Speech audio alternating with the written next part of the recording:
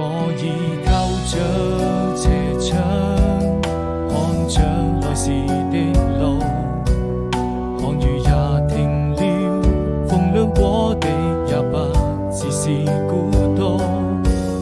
彷彿聽見你的腳步飄向遠處，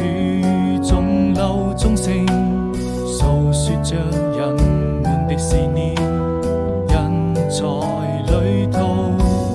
從那年夏天再一次踏上這條小路，走到哪裏你是否會把一切都好好記住，鬆開手，等每個一場鮮花在你身邊翩翩起舞，